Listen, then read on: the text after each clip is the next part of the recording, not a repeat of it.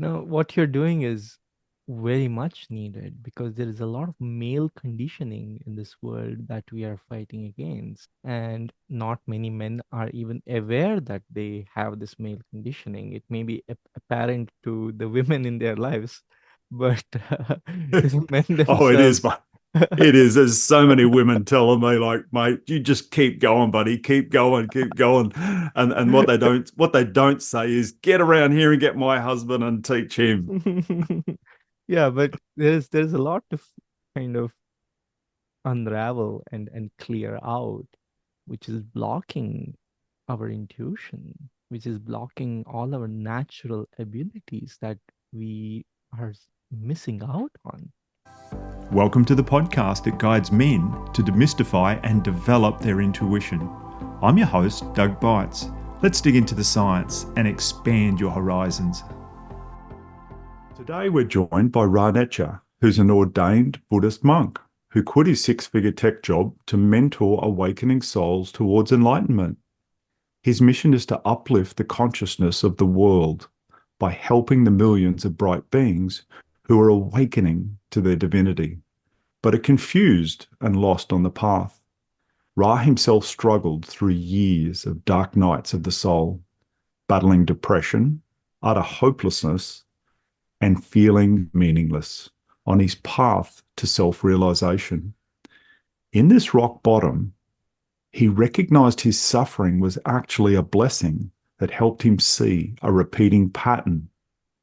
pattern that he then saw with thousands of other spiritual seekers whom he helped over the years. Ra, welcome to the podcast. Mm. Thank you so much, Doug. I'm so happy to be here. Good. Yeah, I'm going to enjoy this conversation. Mm. Something that I was reading through on your bio on your website that probably not a lot of people who talk with you discuss Mhm. is there it talks about your love of scuba diving and free diving. And I'm just wondering how that fits into your life. Scuba diving is something that I learned to apply as a spiritual practice. And I learned this from a Buddhist mystic, my second enlightened teacher, actually. He practices that as um, what he calls mystic scuba. And diving deeper than a certain point, what happens is we are all psychic beings, especially since we're talking about intuition here. I think this is very aligned to talk about this. We are all psychic beings. We are born psychic. And we are, in a way, compulsively psychic because we are just usually so open to this. And we don't even realize this, but we are picking up thoughts, energies from all around us all the time. But what happens when you go below a certain point in the ocean, the frequencies that are outside on the surface don't penetrate anymore. And what happens is we create this beautiful bubble blanket around us that protects us from all these interfering frequencies, all these thoughts that we are always transmitting as little radio stations.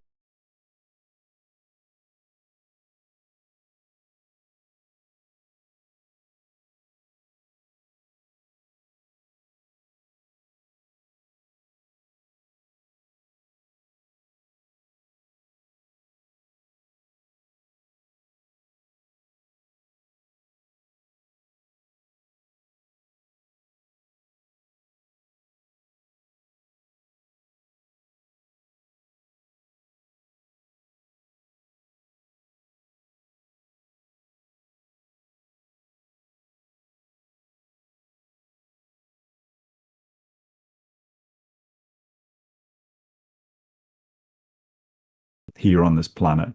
It is a surreal environment. And then if you do persist with it and start to enjoy it, and you then attempt a night dive, it takes it to a whole other level, to a Yeah. whole other realm. Mm. And I can hear people listening going, "Oh, that would be so scary." And that part, look, I actually struggled in the beginning with I have a lot of fears of water. But once I overcame that and then started to really enjoy the diving, to then kick to a night dive for me was very easy because I'd trained, like when I was 19, I became a professional firefighter.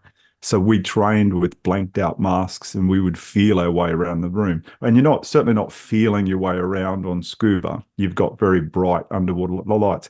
And when I first learnt to dive many, many years ago, our underwater lights were nothing like what they are now. Like now they're like 10 times better, and the batteries last so much longer, etc. You know, it's much easier. So, and I can remember one of our customers once tapping me on. We were just sitting in this shallow spot in about 30 feet of water, and he's come and tapped me on the shoulder, and then he's pointing off in the distance, and he's shining his light, and it's like.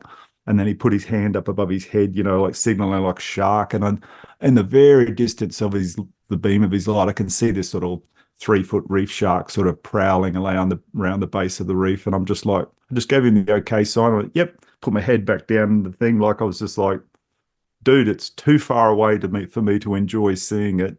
And I've got no interest in it. And I think he was a bit like, oh, you're not worried about the shark? I'm like, there's probably hundreds of them around here. We can't see them. They're so fast.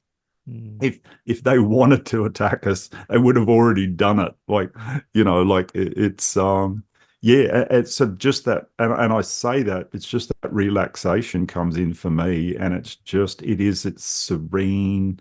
It's yeah, it's an amazing place to be, and I just find that once you're comfortable there, it's not possible to take the worries of the world down with you. They just seem Mhm. to stay on the surface, and Yeah. down you go. And it's yeah, I do remember one where we lived, there was a couple of other dive operators as well, and one day the three of us all went out on the boat together, and we all dived together. And one of the older guys there from the other company, he said he loves to go out off the edge of the reef and just drift with his eyes closed for minutes at a time, which is challenging to keep your depth Mhm. under control. But Mm. yeah, he was definitely not what I would call a meditator or a alternate thinker in any way, but he had definitely discovered the relaxation and the serenity of being under that water.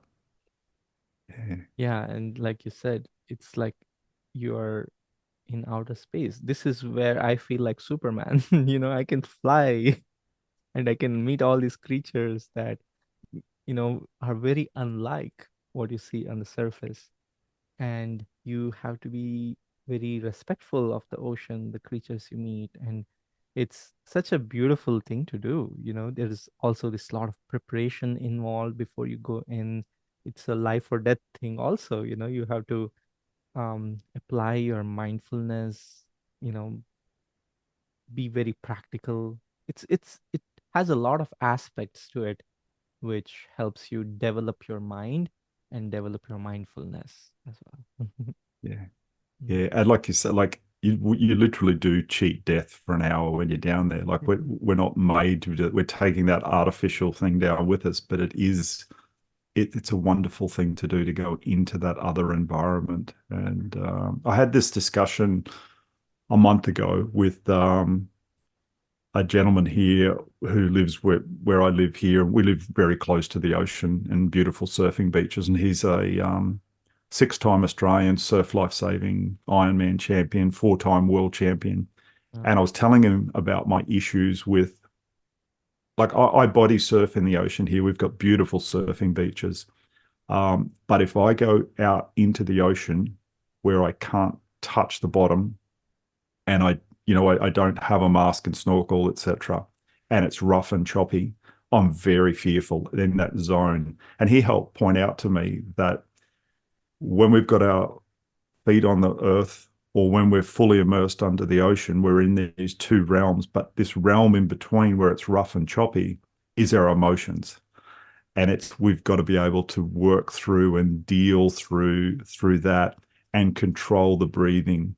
And that's what I lose control of in that zone is I don't have control of my breathing.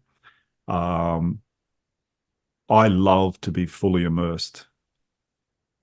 And it's also very easy for everyone for us to have our feet firmly planted on the ground on the dry beach. That zone in between is challenging for me, and yeah, it's but put that mask on, Mhm. that regulator in, and head down. So like euphoria, Yeah. absolutely love it. Yeah, yeah. So it's that those frequencies are very different on the surface and the chop, and yeah, yeah. Yeah, and free diving too, free diving surprisingly shows us that we are made to be underwater as well, but not for an extended period of time, of course, but you can for a few minutes be a dolphin. You can go hundreds of feet below the ocean and face all these fears that come up, which for me was the biggest part of the practice. It helped surface all my fears of death, especially when I am 80 feet down and I look up and something in me suddenly like tries to go into survival mode and says, "Oh my God, there's no tank behind me. Oh my God, where's my air?" These thoughts come very quickly, but it is crucial that you notice that and relax and keep your calm. It's all about relaxation. Freediving, if you want to learn to relax, learn freediving because without relaxing, you won't be able to do it.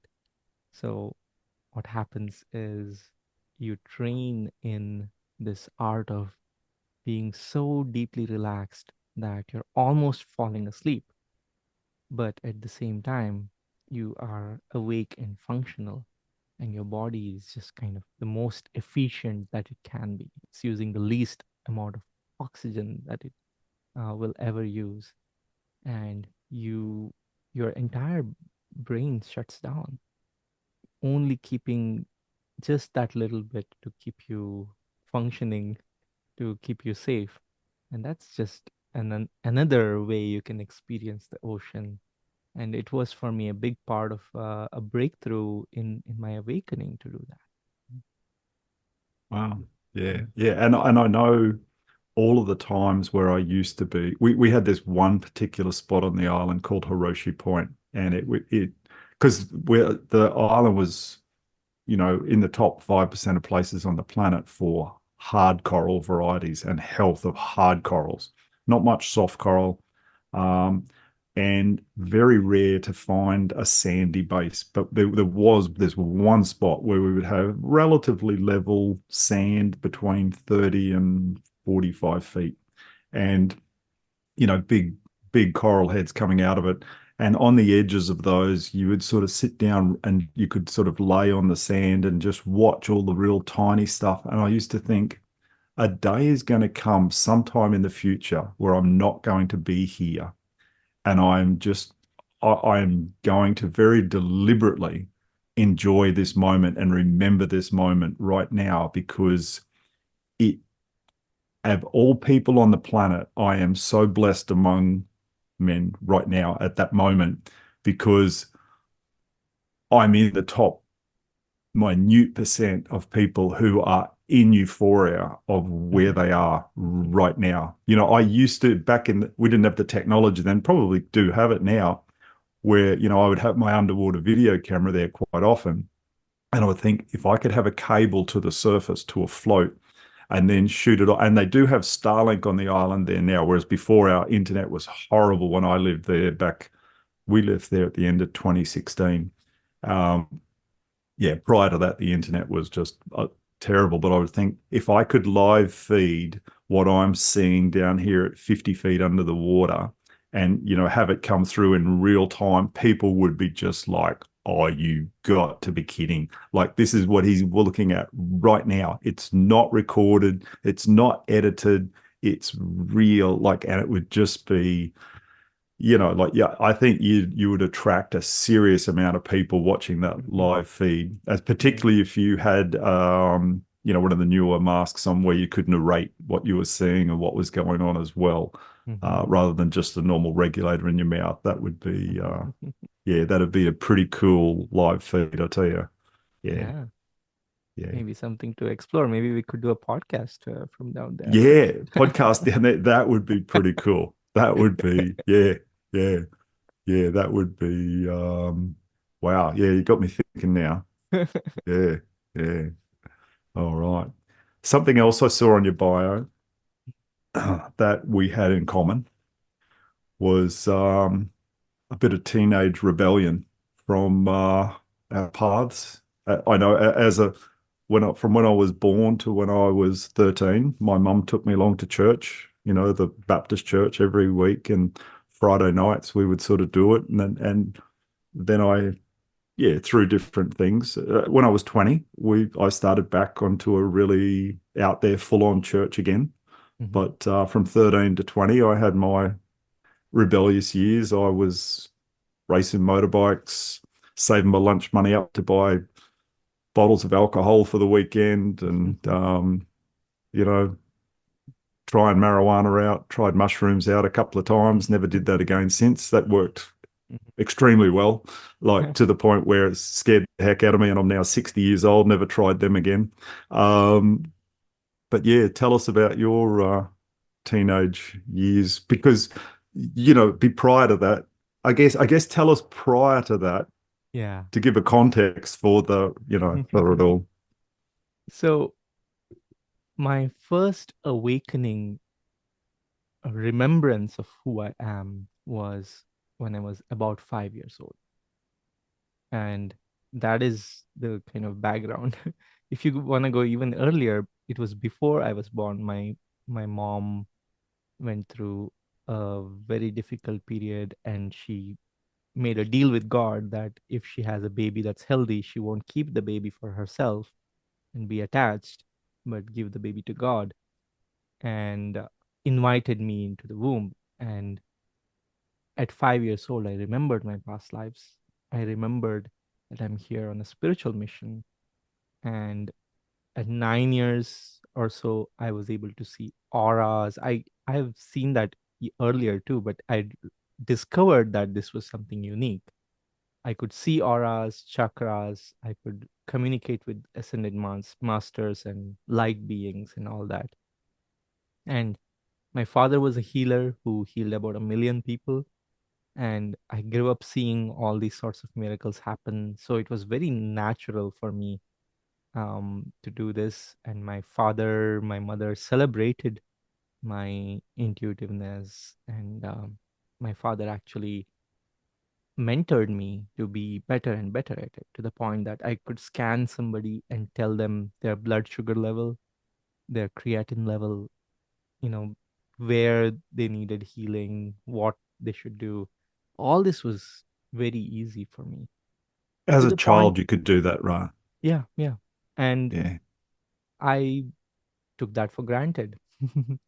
I actually grew tired of it, because also there was this expectation from all the devotees of my father. They called him a guru and all that. And I didn't want to, be kind of uh, face all those expectations from people to behave in a certain way. Oh, the guru's son and all that. So I wanted to do something different, and I wanted to find my own path and um, rebel against all this in my teenagers, that I stopped caring for anything remotely related to God, anything remotely related to healing, or any of these gifts that God had given me. And what I did was I became a gamer. I loved playing Counter Strike so much, this game that you play in teams. And I had a team. I was the captain of the team. We won a championship, and I was about to be sent off to um, this championship in the north where we would compete. And that's when my parents put their foot down. And I still played 24/7. My eyes would become really painful and red, just by staring at the screen so much. And I failed all my exams in that year.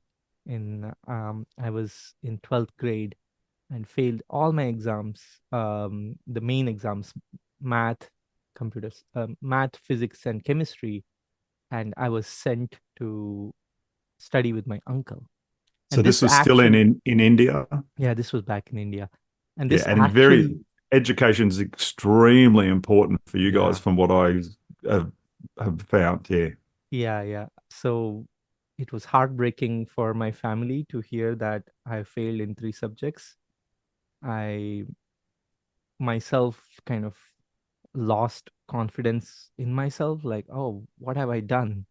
I thought this was going to be fun, but I the way life gave me a wake up call was through this kind of reassessment of my life after this failure. So I was sent to study with my uncle, who was exactly a gold medal winner in these three subjects that I had failed. And he was amazing at studies and he was also a good teacher. So I went to go study with him. But actually, what ended up happening was I got introduced to a text in Advaita Vedanta, which is non duality, which goes into what is Maya, what is this world, how it's unreal actually, and what is really the spiritual truth of who we are. So, this book was a really thick book that my uncle was reading when he was teaching me. And he would just go into deep contemplation. Just he would read a paragraph or two and he would look at the sky and be for hours kind of deeply absorbed in this book. And I was like, forget about my math, physics, chemistry stuff. Tell me what this is. I want to know.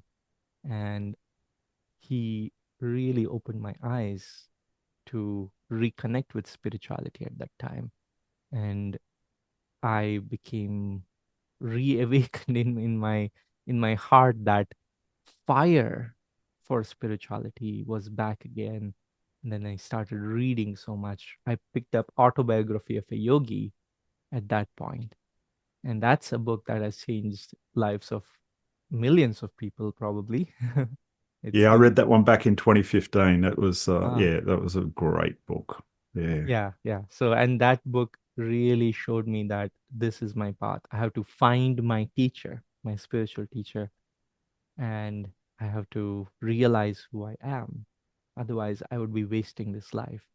So that was my teenage rebellion, which was actually a beautiful wake up call from life.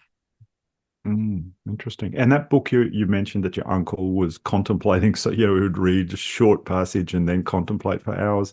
Mm. Is that book available in English or not?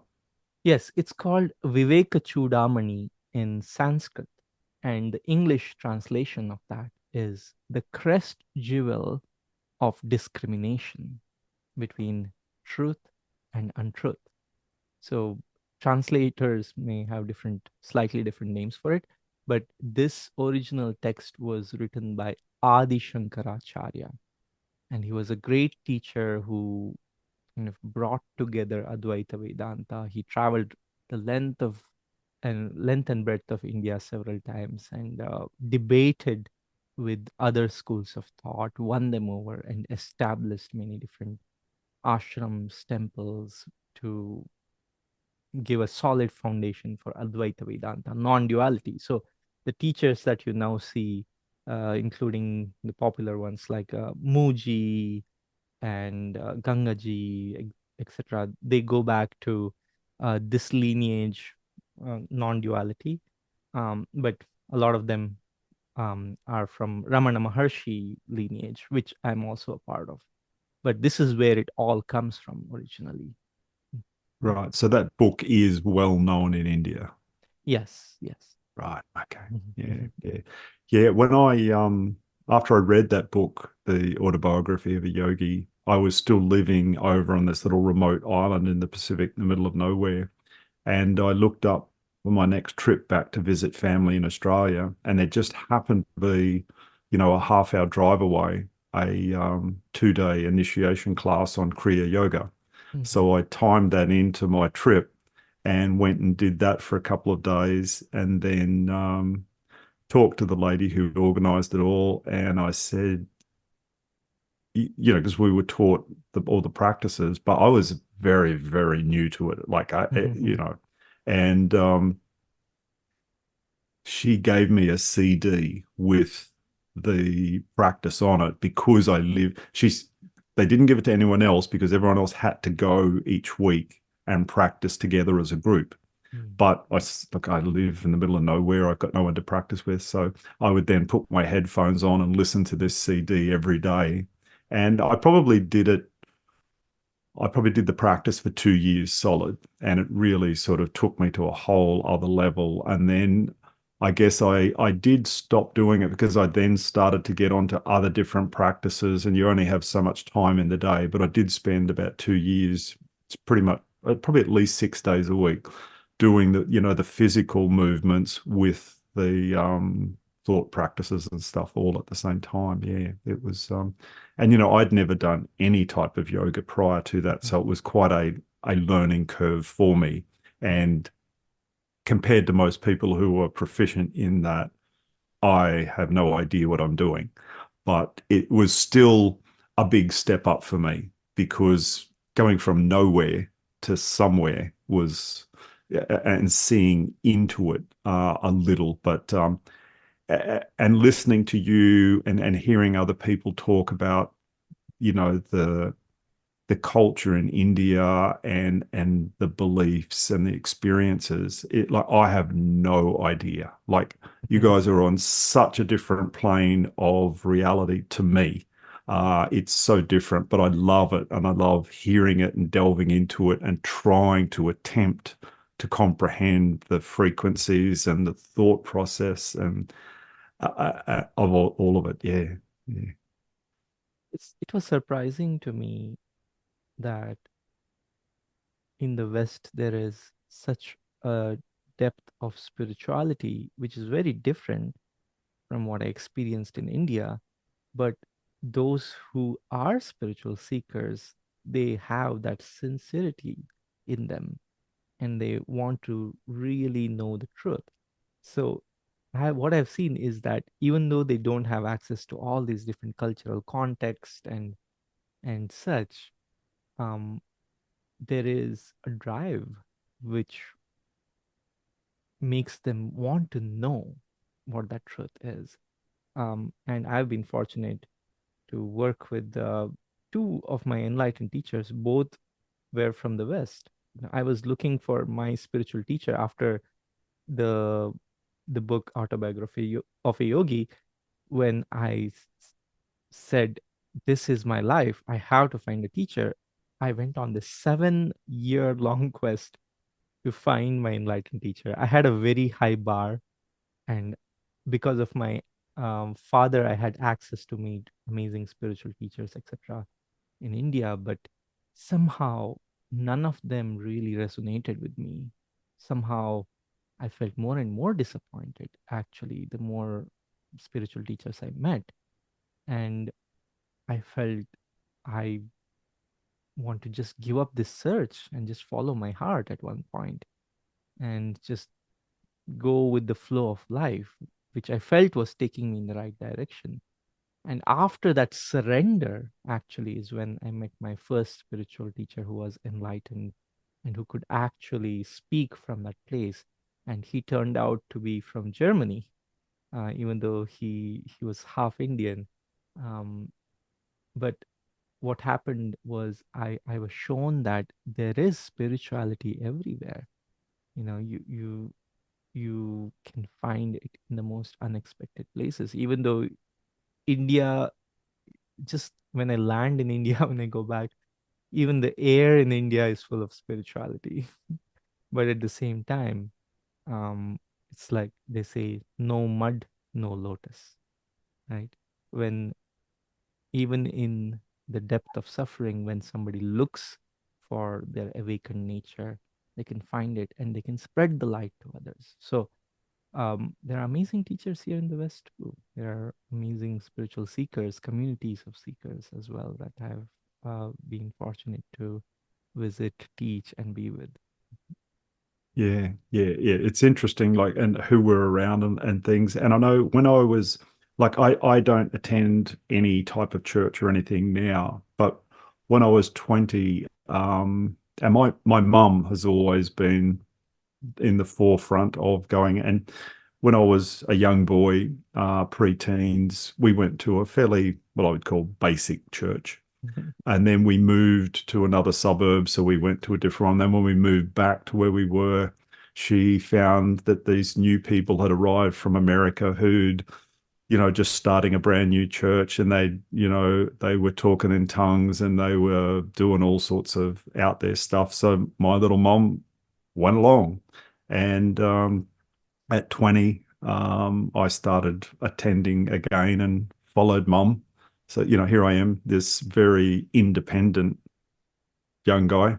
But you know, turned up at mum's church, and I learned an awful lot there. On Tuesday afternoons, the pastor would have an intercessory prayer meeting at his home, and there would only be 4 to 6 of us turn up for that because it's Tuesday at 1 p.m. A lot of people are at work, and I was working shift work then. I was a professional firefighter, so whenever I wasn't on duty, I would be there. And man, we got into some pretty crazy stuff, like in those prayer meetings. Like it was intense at times, and I just say that for like my learning curve was, I was constantly on the edge of where we were headed and where we were going. And I can remember the first time after I've been going to the church for a couple of weeks, at the end of, it was all over, I sort of sought out the pastor and went over to him and I said, mate, this talking in tongues thing, like what's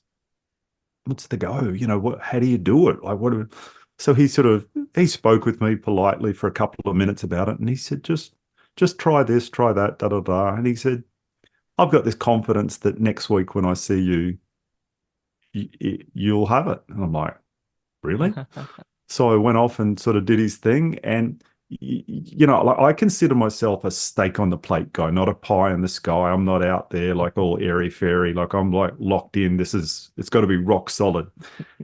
And so I sit down and I sort of did what he said. And all of a sudden, my bottom lip went numb, just like you've been to the dentist and you've got like an injection. And I'm like, whoa. And then my tongue started going like funny like that, like I'd had an injection in it and it had gone numb, like I'd been at the dentist. And then I just started like talking and it just flowed. And I was shocked. I was on my own. I'm sitting there in my lounge room and I just started speaking in another language. And I'm like, oh my God, I'm 20 years old. Like this was, I'm 60 now. That was 40 years ago. And it just flowed out. And I'm like, wow. And then like an interpretation came and I was just blown away.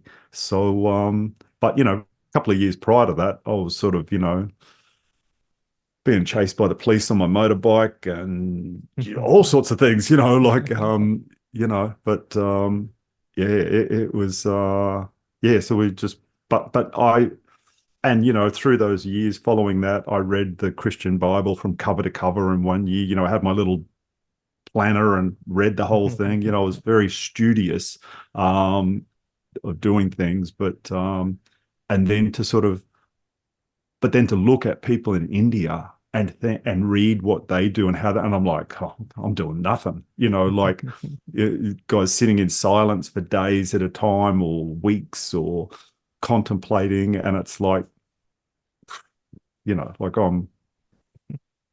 I'm a charlatan. I do nothing compared to what other people are doing, and the things that we think we're going through and that sort of thing. It's yeah, very different things happening around the world. Yeah, India has such a powerful supportive energy for spiritual practice. You can feel it just by being there. And, I've had to learn to bring my own energy like that here in the USA to kind of do that for myself, but in India, it's so much easier to meditate, to relax, to go inward, because this land has been, for thousands of years, been a place where great saints, great teachers who did this again and again, practiced all sorts of penance to find the truth for years together, meditating in caves and, you know, in the Himalayas and all that. So there is such a supportive energy, and a lot of people who visit India can experience that. That's why people like Steve Jobs, for example, he went to India. He found something there of a realization. He came back and he applied to the West in a different way, and out of that was born Apple. And Yeah. you know, there is something that is universally applicable in the spirituality, that you can find these principles within yourself and within the outside world that somehow bring harmony, beauty, joy into everything we do. Yeah. Something I wanted to bring up that I noticed on your website, you've got a short video on there about you taking some people there through a meditative eating process. Mhm. And I had not, I've heard people talk about eating mindfully, which is a lot slower and more deliberately and being more thankful. But tell us about this process you take people through. So this began quite unexpectedly for me. This was after my first series of samadhis, or satoris as they are called in Japanese, which is a direct experience of the truth, being one with all that is. And after these experiences, my life was completely shaken, and every reference to what I knew to be true was taken away from me. So I had to relearn how to live. I had to relearn how to do anything, to function. I had to drop my acting career, my photography career, and all that, and just live in this place of awakening. And one day, what happened, I felt like bringing that light into my eating habits. And there was one vegetable that I hated so much since my childhood. It's called bitter gourd, and it's aptly named because it's the bitterest thing. And my mother would tell me it's really healthy and I should eat it. She would almost force feed me it. And I developed this physical hate for this thing. And but after my awakening, I was called to eat that again, to experience it without the filters of like and dislike that I had applied upon myself. So when I did that for the first time, I actually made it intentionally bitter. I made it without any jaggery or sugar coating, whatnot, and just made it in a very kind of way that I can taste the flavors as much as possible. And I ate it in um, Tiruvannamalai, where I lived. This is the place of Ramana Maharshi. And there's this mountain that you can go around the mountain as a holy circumambulation of the mountain that you do. A lot of devotees do that. And I took this in a box with me, and as I was eating there, it was in the middle of all this people. There was a temple nearby, a lot of people visiting. There was traffic going around, and as I ate this, the taste was so strong, this bitterness, that it took over everything.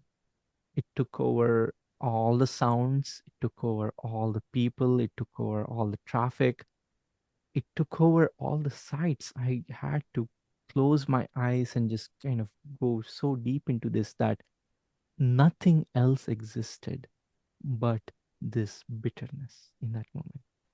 There was nothing at all but this one deep sensation that at that point, I couldn't even call it bitter because it had no name, it had no form.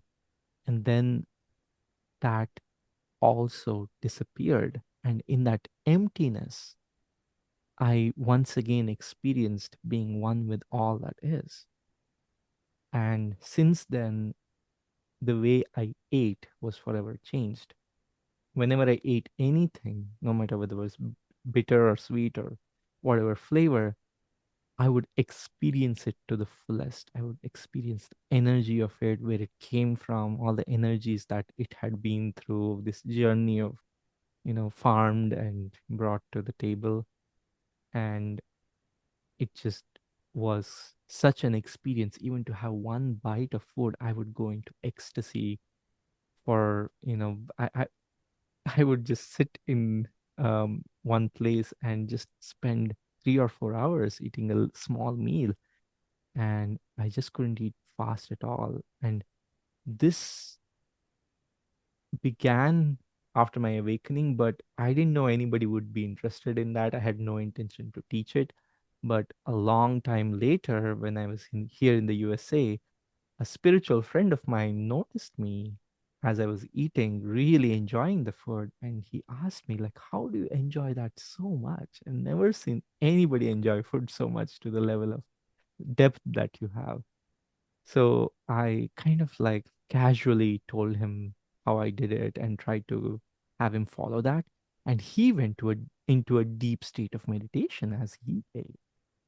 And I was, you know, really happy to see that. But he said, you should teach this to others. Can I arrange some people and can you teach this to us? So we gathered some spiritual friends, and when I guided them through this experience, I'm holding the space for them, energetically supporting them, and also guiding them step by step how to feel the energy of the food, how to receive it, to be one with the food in a really deep way. And many people were able to experience food like they've never experienced before. And food is a microcosm of our relationship with life, because we've been eating since, you know, the entire time we've been here on earth, mostly, right? So um, that becomes this one thing that you put all your conditioning upon in different ways. So people eat too fast, people eat too slow, people have all these kinds of things with food. So as you open yourself up to repair your relationship with food, you repair your relationship with yourself and with life itself. And that can be so liberating. People have been able to overcome not just food allergy kind of things by repairing the relationship with food, but also different ways that they have anxieties and different things that they can notice through their eating process. And we practice that in our mentorship group, and it's been very helpful. Yeah, very interesting. And I know we often think our physical bodies are burdensome and a problem, and we're not happy with our appearance, our face or our physical bodies, or so we can tend to be unhappy with our bodies. But here, you're now using the physical body to as a tool to get into, because we're going to use the food, you're going to use your body to chew the food, taste the food, swallow the food in a different way. So now without the body, we can't do that. So the body is, and like going back to scuba diving, we're talking about, we're using the body, and our body is such a vital, important, magnificent tool to be used here to teach us so many things. And then I was thinking about when you were talking about when you first started to describe that bitter gourd, and don't think I've ever tasted it, but I could imagine, like, yeah, it's not something like a small child would like to eat. But I was wondering there about the frequency of that food and the frequency of your body. And just that's what I was starting to think of, the different frequencies there of how they were blending together or how they were opposing each other or what was really going on there with, like as a young boy, why that food didn't appeal to you. What was the frequency of it? What was Mhm. going on there? It's from what I can recall, it's just the bitterness that, just like in the USA, people hate eating broccoli as children. It's the same thing. It's not particularly sweet or pleasing to the tongue. And for children, that's really what matters most at that point. But also, there might be, you know, looking deeper into that much later after practicing this, seeing how some of these vegetables have a very grounding frequency, which is, very helpful for bringing balance. Because a lot of people are um, in a high frequency, which may sound really nice, but there are people who are imbalanced in a higher frequency. Like, as you said, pie in the sky kind of thing. And that does not allow them to be practical and grounded here on earth. And um, some of these vegetables and some of these heavier foods can help balance that. Yes, I think that's quite important. You're talking about, Mm. how the balance of everything, and I guess that's why your mum was trying to feed it to you. Try and keep your diet balanced, and Yes. all the food is frequency, and Mm. she's trying to balance your frequencies, etc. And yeah, Yeah, yeah. and But one more I'm thing you mentioned, sure. sorry to interrupt, but um, you were talking about using the physical body, and the physical body is an amazing tool for spirituality because the body is always grounded in the present moment. It cannot imagine the future. It cannot think of the past like our mind tries to go, and wander off. It is an anchor into this present moment, which is the greatest tool to, help go inward and see things clearly. And as we practice meditative eating, for example, we use all our five senses. We open the floodgates of all this stimulation that is coming towards us so strongly that this processing unit over here just grinds to a halt, and there is absolute silence. And in that silence, you can experience who you truly are.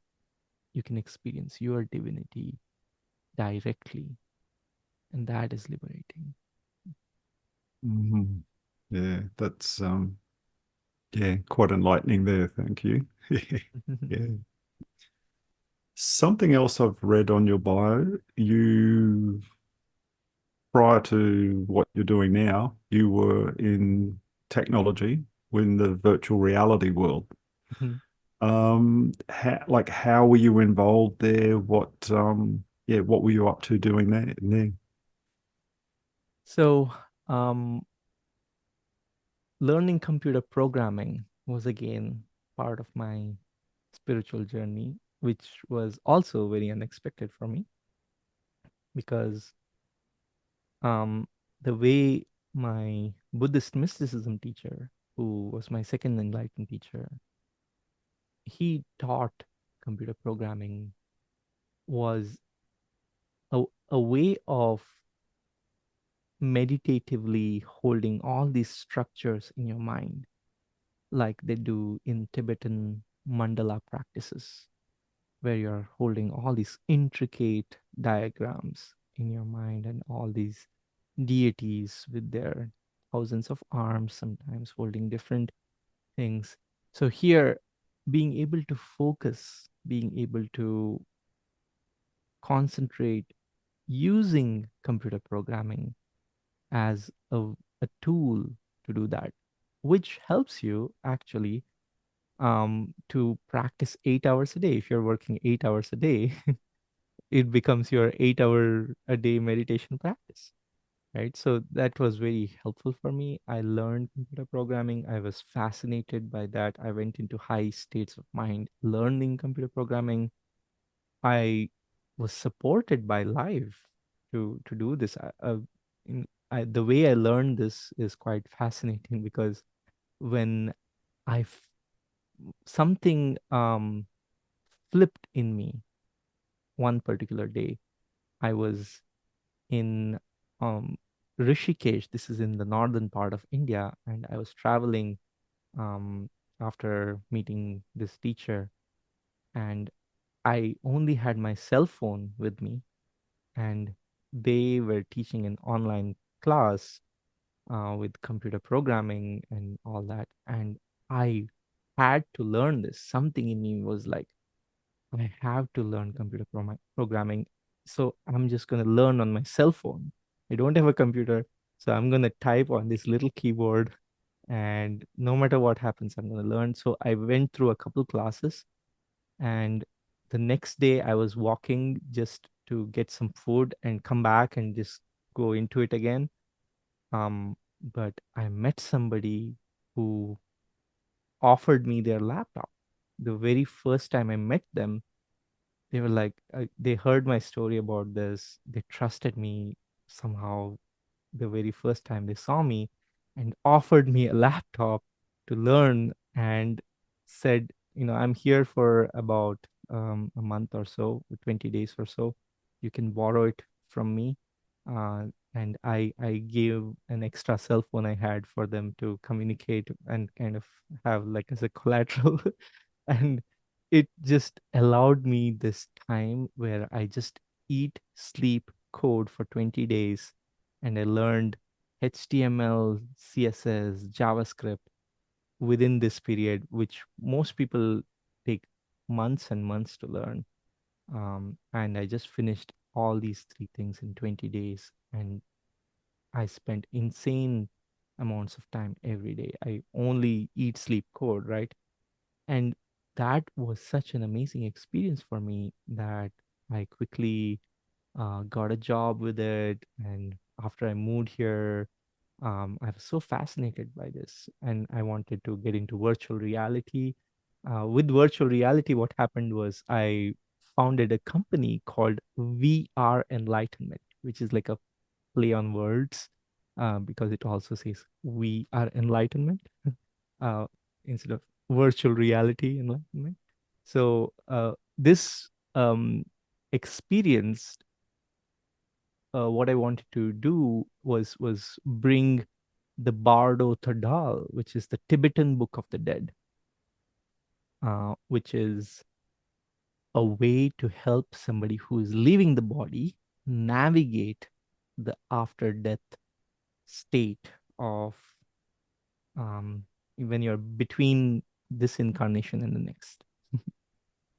And you go through several different dimensions there, and a skilled practitioner can help somebody um, navigate this through helping them, give them guidance energetically and speaking to them, etc.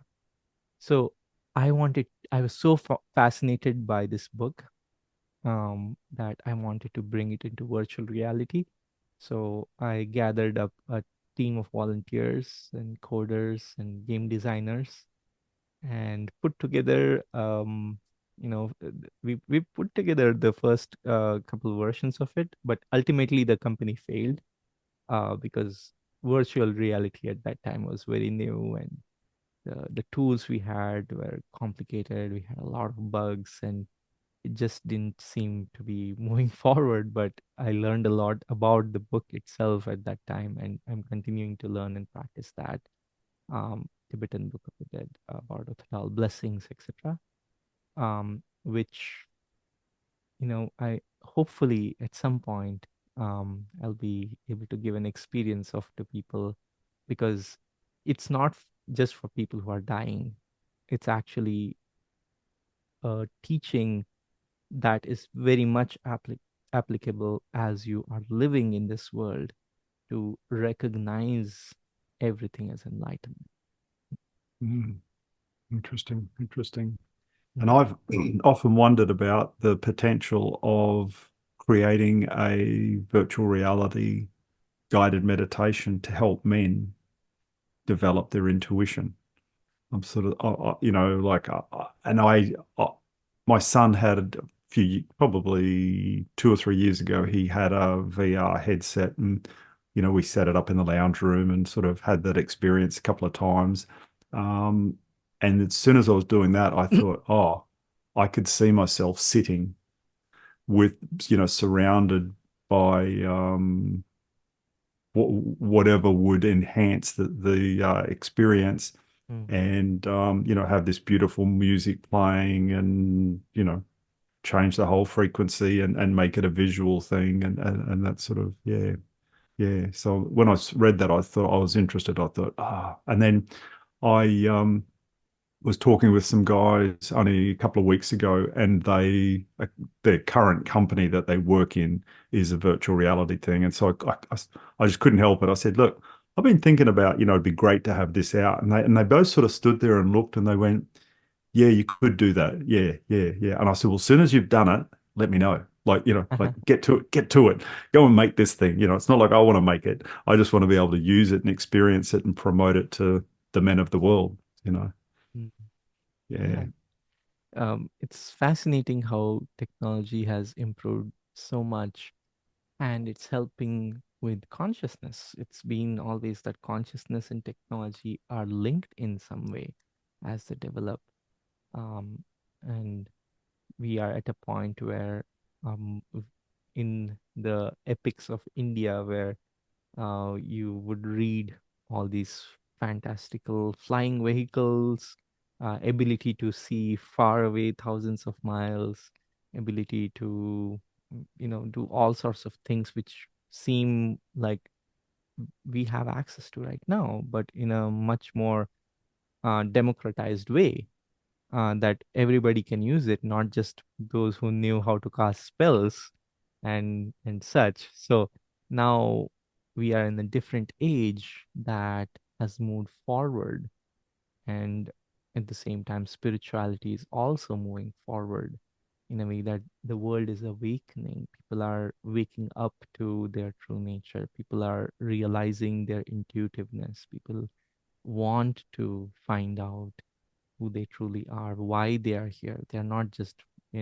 falling into the programming that the normal, just survival consciousness, but they are finding that this is the lifetime for them to really come to their completion in a way of this grand journey of self-discovery.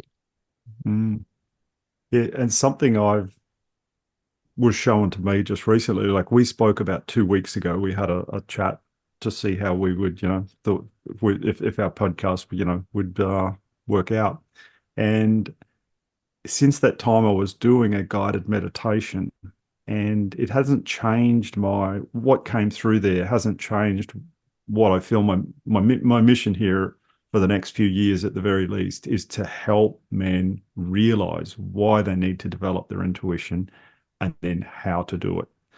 But something that about a week ago that popped in, I started to realize is, and I've heard you speak about this in a previous podcast, how you remembered a past life, at least one past life, where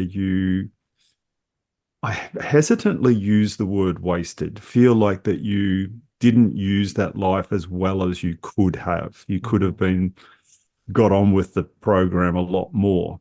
Hmm. And what I've come to realize as part of my role here now is to normalize intuition, because there is a lot more babies being born right now on this planet who are here to be enlightened. There's like an unusually high influx of people coming to the planet to help us. Back in the years gone, we had Buddha, Jesus, more recent times, Gandhi, Martin Luther King, people who could see their vision, who knew they were here to make life better for people on this earth. And to me, I've just come to the realization there's a heck of a lot more of them coming here now because things are changing a lot. We need a lot more help. But if I can fulfill my mission of normalizing intuition in men, making it an everyday normal thing where it's not thought of as something that women do, women have intuition, that and that young boys will grow up learning how to tap into their intuition, far fewer of them, far fewer of them will get off the path of their life purpose, and far more of them will fulfill what they came here, what they set out to do, and they won't get sidetracked or lost half as much. So it's yeah, when I read your vision and I think, oh, there we go. We're not competitors. We're here to do stuff together, Yes. and it's just, Yes. it's exciting. What you're doing is very much needed because there is a lot of male conditioning in this world that we are fighting against.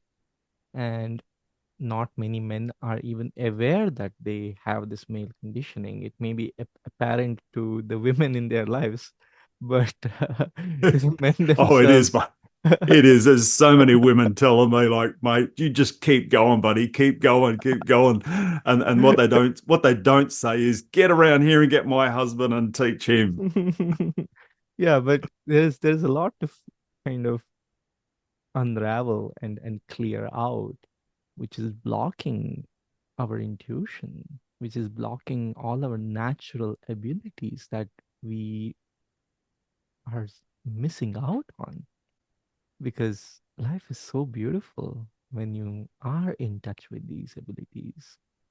And I was fortunate enough to be born in a family where this was normal. My father could, see auras, chakras, etc., as a healer. And for me, it was very natural to grow up and be celebrated for those abilities and such. But even in India, there are cases where people develop these abilities naturally, and they were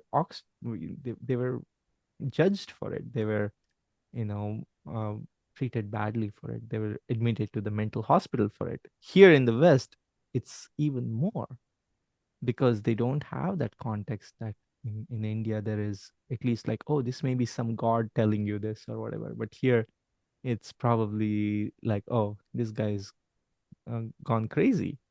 um, and this work of bringing it into the mainstream to help people see that this is a natural part of you is so important, because without that, we are running blind. Without Yeah. that, we are just attached to this 3D reality, believing that to be real, believing that we are just surviving in this temporary human body, and we are just so small, insignificant. But when you get in touch with who you truly are, you realize, oh, this I am energy. This body is energy. I am consciousness. I am one with all that is, because everything is consciousness, everything is energy. And that shift in perspective helps you see that you are not suffering. All the troubles that you think you are going through are actually not really able to touch you even. It's so liberating. And Yeah. intuition is just a doorway to realize. Mm. Yeah. Yeah, to about the men here in Australia, the main spirit that they're in touch with is alcoholic spirits. Um, and my dad was very in touch with those. Mhm. And, on another podcast of yours that I was listening to, I did hear you describe your father. And then I think back to my father who he passed away at 92 2 years ago. And the life he led and the example he set was like at opposite poles to what you had. But I I used to look at it badly and used to think, why did I have to have this father, etc., etc. But I had a deep meditative experience about 6 weeks after he passed, and my perception of the example he set for me changed radically. And he said to me during that meditation, son, we had an agreement before you were born of how I would be an example for you. And I would do that by showing you what not to do. And I remember as a boy always saying, I'm never going to do that. I'm never going to, and I'm never going to be like that. And I've got four adult sons, and I've raised them very differently to how I was raised. And I look, I'm far from the perfect father, I can tell you, but I have in my opinion, a wonderful relationship with them. I adore them being around. They're from 23 up to 38, and we've got one of them with his wife living with us now, and soon we'll have another one living here. And I love it. I love having my boys around me, and it's just and I realize, what my father went through when he was 11 and a half. His mother got knocked off her bicycle by a drunk driver and she died. And, you know, life sort of went into a downward spiral for he and his siblings and his father at that point. And he often reverts back to an angry young 11 and a half year old, particularly when he would drink alcohol. Like he would just emotionally go back to that state all the time. But I only just realized that in the last couple of years. I didn't realize that. So, as much as I've heard you having, a father who sees chakras and auras, and you do too, and you're comparing, like I think my father set some like a very high bar of what not to do. And so I still had I had an extreme examples to follow, like Mm. you did, but Mm. at totally different ends of the scales. And that's obviously what I needed for this life. Yeah, yeah. I mean, life is not random. No, not at Life all. is very intelligent in how it sets us up. We are life. We set ourselves up through these experiences in our childhood intentionally to develop into who we are today to follow our higher purpose. So before I was born, I selected all these situations to whom to be born to, etc. And so did you, looks like. And when we come here and it plays out, it's exactly what we need, right? On this journey of self discovery, one of the biggest things is to discovering uh, is to discover who you are not. Because if you don't discover who you are not, you don't have the contrast or the context to discover who you are. And it doesn't make sense. To see the opposite side of it is as much important as it is to see what it is.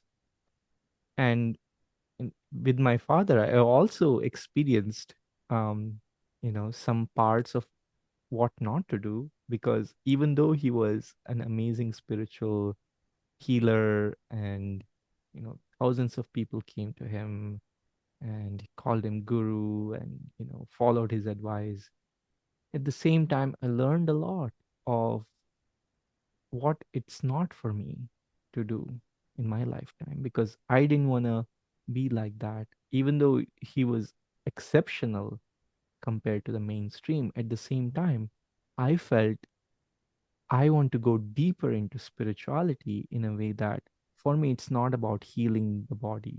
For me, it's not about healing things that come and go. I want to use spirituality for spirituality's sake to discover who I am. So that's even though my father really wanted me to follow his footsteps and become a healer and continue the family thing, I felt that was not for me. So it was hard for my father to process that for a long time. And yeah, eventually I just followed my own spiritual path, and I studied with enlightened teachers who I saw were it was necessary. Even when you have a beautiful example, sometimes you set your bar even higher than that. Mm. Yeah, yeah.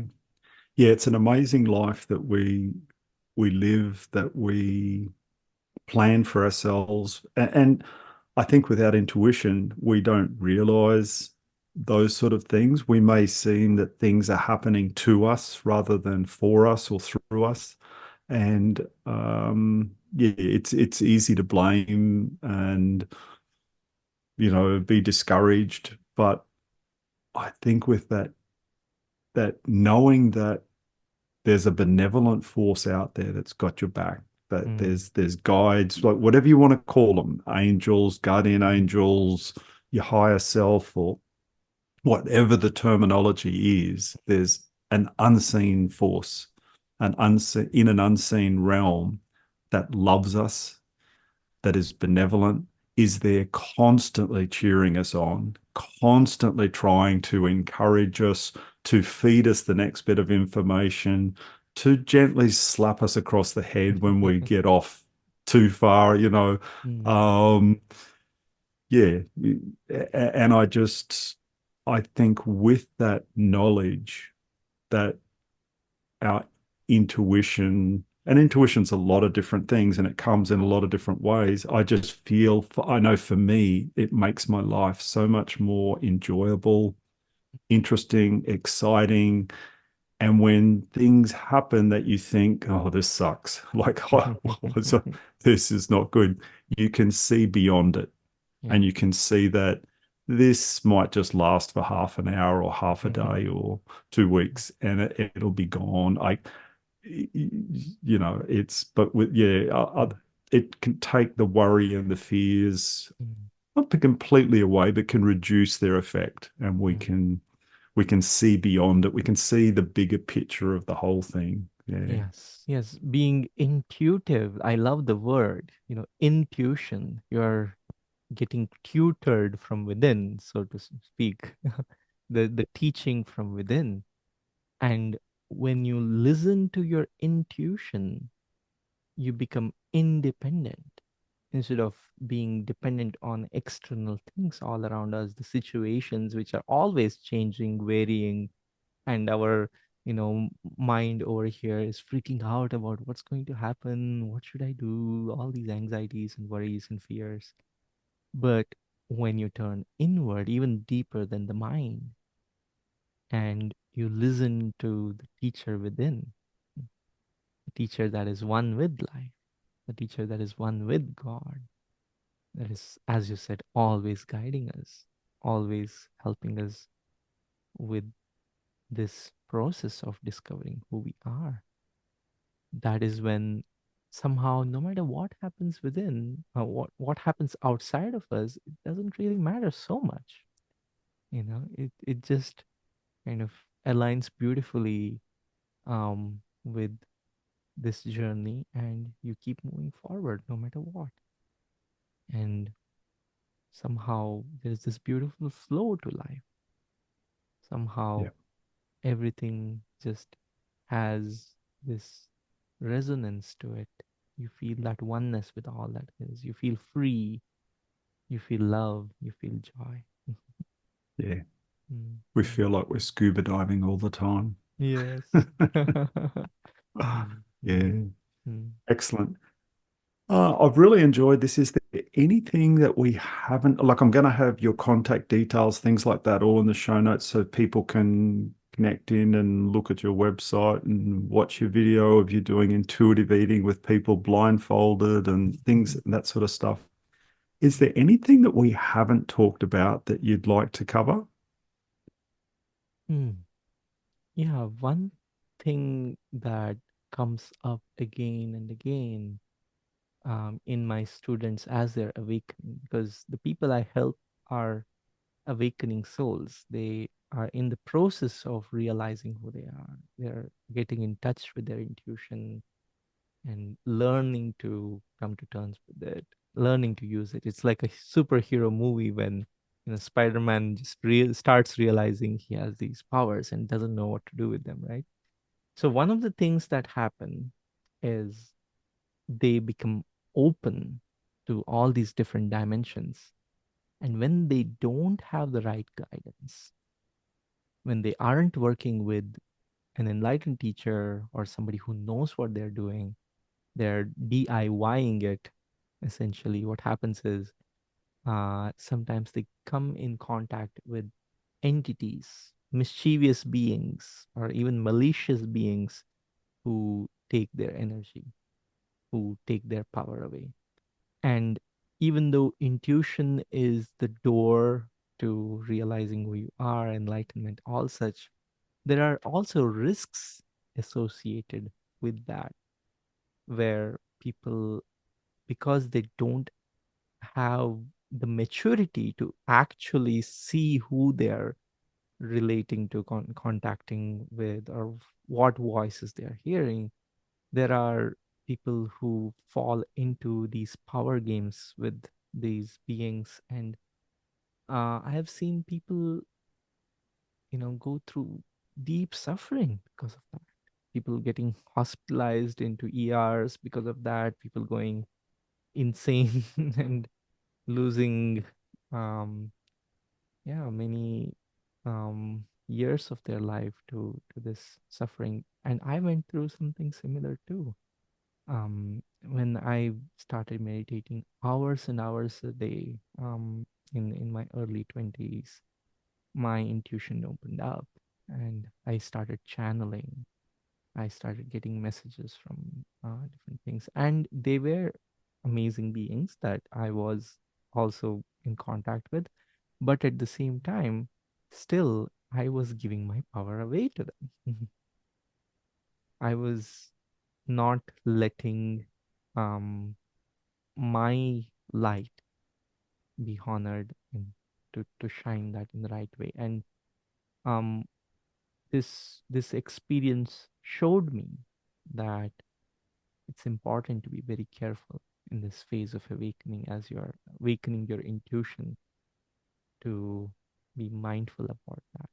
So I wanted to ask you, since you help people develop intuition, have you come across this as well? Not specific, no, not since I've been doing this here. I definitely, back in my, many years ago, back in my church days, we would definitely have people wander in looking for help who'd already delved into that realm. And yeah, that's where, and what we did there, we would get into intercessory prayer, etc., things like that. We weren't trying to cast devils out or things like that. Mhm, But and mhm, whether we were like long term helpful to them or not, I'm not that sure. Um, but no, I haven't specifically come across that, and I've probably come across a lot less people than you have. So, but yeah, it could happen. And so, any advice you've got on that would be greatly received. mm, mm. Yeah, the primary thing I would say is don't open yourself up to beings who ask energy from you, ask you to do something, ask you to behave in certain ways. And it may start off as small things that you should do, and they play the long game and they slowly increase the intensity of it and such. But it's it's much more powerful to have somebody who's a guide who has a physical body that you can talk to, because then you don't have to think of this like, who am I talking to? What is happening? There is nothing special about these beings that they don't have the body, right? It's actually much more special and precious to have a human body. And we have all these things that these beings have, the light body, etc., the astral abilities, etc., that we think are amazing, but that's all they have. We have those abilities too, on top of having a human body, which is something that they cannot have. So realize what you have is precious, first of all, and get the guidance of an enlightened teacher, an enlightened mentor, guide who is able to help you through this process. And then Yeah. you are able to open up and relax and be able to experience this awakening in a safe space rather than putting yourself out there blind, and trying to kind of trust things which are entities and all that. So yeah, the the phase of awakening that most people go through right after the initial phases of awakening, it can be really disruptive. It can turn your life upside down. And this is the time, having somebody who has done it is the biggest gift for me. Working with two enlightened teachers, both had different ways of working with me. The first enlightened teacher I had, he only met me once a year because he would come to India to teach. And the first 10 days I met him, I went through all these dramatic experiences of samadhi and satori, where I was completely, taken out of this world. I was, ball of light for hours and hours. My body didn't even exist. The sense of self didn't even exist. And I had to put my life back together slowly. And when he left, I didn't know what to do.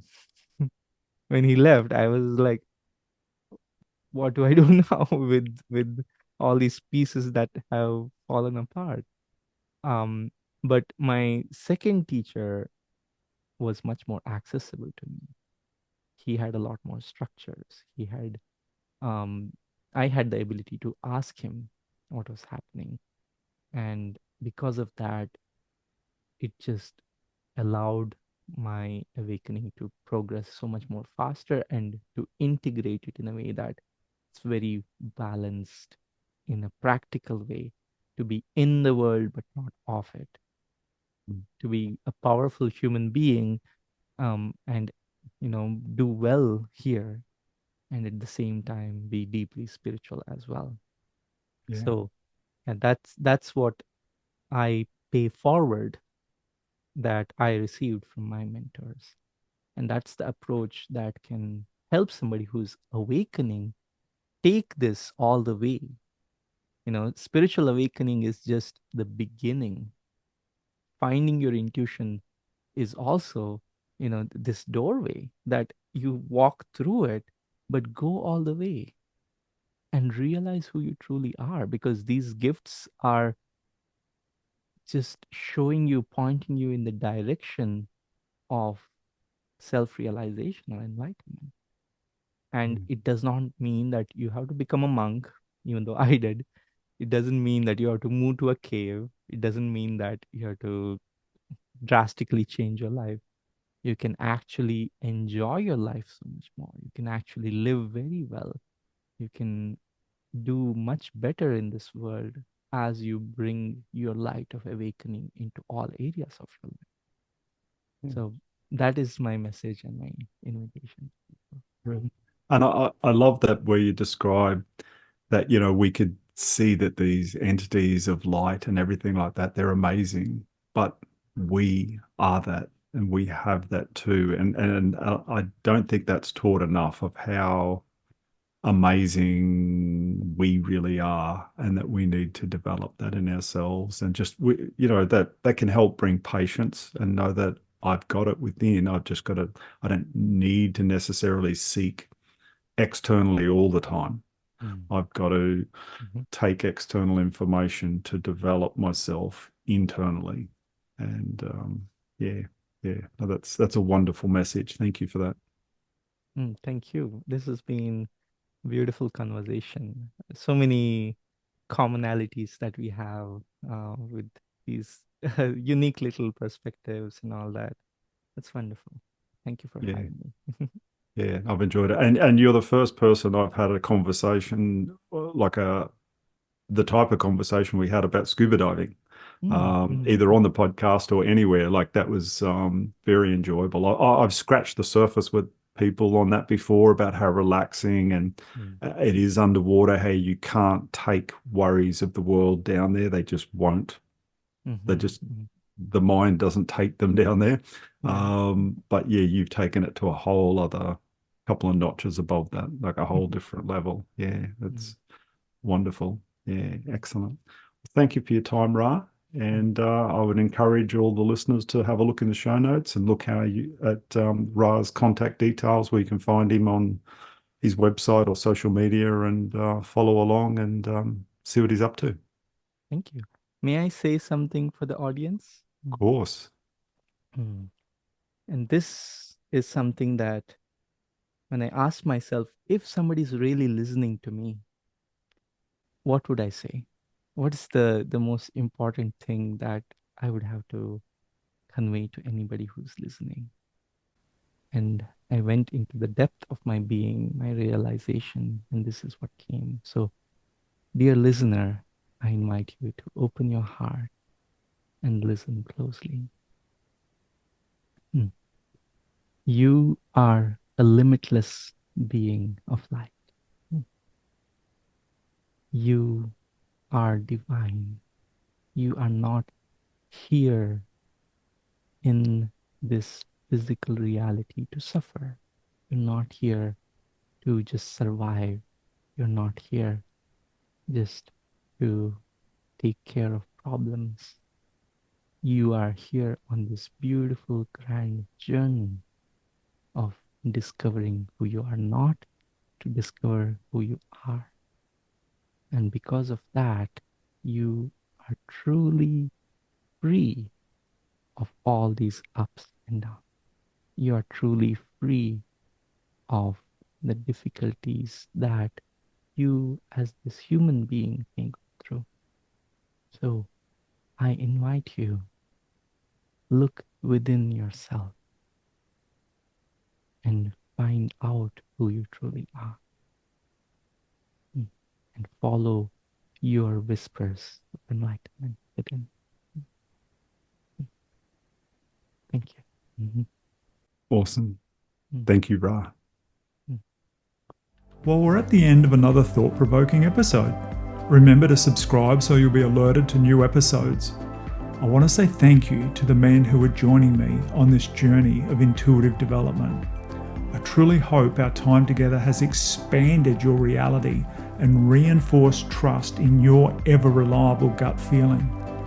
Embrace your intuition, it will not lead you astray. Until next time, stay tuned, stay curious, and trust your gut.